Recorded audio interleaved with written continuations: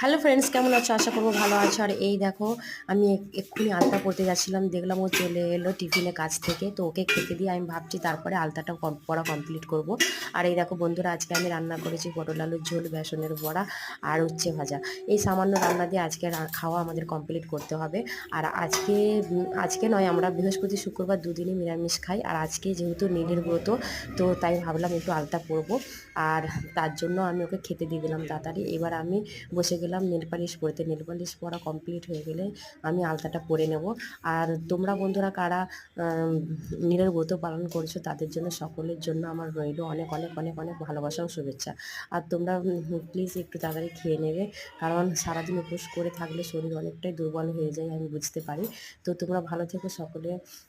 তোমাদের মঙ্গল কামনা তোমাদের যেন অবশ্যই ঈশ্বর পূরণ করে।